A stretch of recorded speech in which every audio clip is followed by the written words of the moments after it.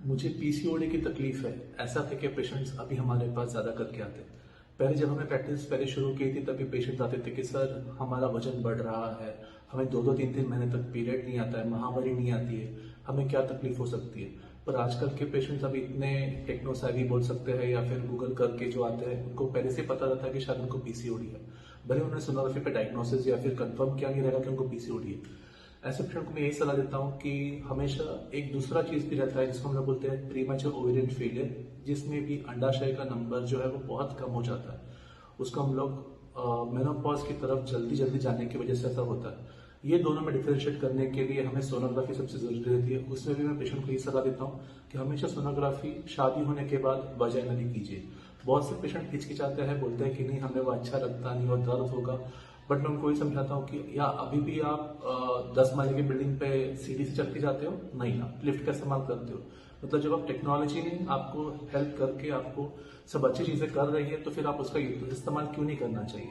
इसके लिए हमेशा शादी होने के बाद एक वजाइनल स्कैन करना जरूरी है, देखने के लिए कि आपको शायद पीसीओडी है कि नहीं। अगर आपको पीरियड की तकलीफ है तो पीसीओडी मतलब क्या, वो एक अंडाशय जो जहां से एग बनते हैं, ओवुलेशन होता है, उसमें एक फिक्स डिपॉजिट की तरह बन जाता है। मतलब कि ना उसमें से हम पैसा निकाल पाएंगे ना उसका इस्तेमाल कर पाएंगे, जिसकी वजह से अंडाशय लॉक हो जाता है और वो अंडे बनते नहीं। ये सिंपल भाषा में समझा रहा हूँ। पीसीओडी मतलब कि बहुत से छोटे छोटे फॉलिकल्स, पॉलीसिस्टिक ओवरी, सिस्ट बोलते हैं पर वो एक गलत नाम हो गया उसके लिए। तो सोनोग्राफी पे या पहले के वक्त उसको छोटा पानी का फुका को सिस्ट कहते हैं, इसलिए उसका नाम पीसीओडी ऐसे पड़ गया है। तो ये पीसीओडी पेशेंट्स को मैं समझाता हूँ कि आप दूसरे पेशेंट से थोड़े से ऊपर हो, अच्छे हो प्रेगनेंसी रहने के लिए, क्योंकि आपका फिक्स डिपॉजिट में पैसा तो है। बहुत से पेशेंट ऐसे हैं जिनके पास अभी पैसा ही नहीं है, मतलब कि वो प्रीमैच्योर ओवेरियन फेलियर की तरफ जा रहे हैं। वो पेशेंट्स के लिए ट्रीटमेंट बहुत जल्दी करना जरूरी होता है। हमेशा ऐसे आईओ या फिर आईएफ की तरफ जाना पड़ता है।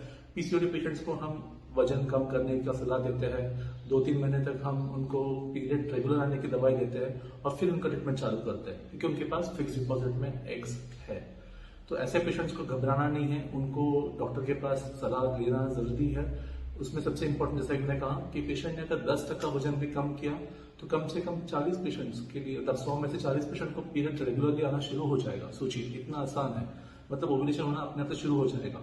तो इस चीज का ध्यान रखकर आप पीसीओडी है बस नहीं अभी मैं कुछ नहीं कर पाऊंगी, प्रेगनेंसी रहेगी, ऐसे मत सोचिए।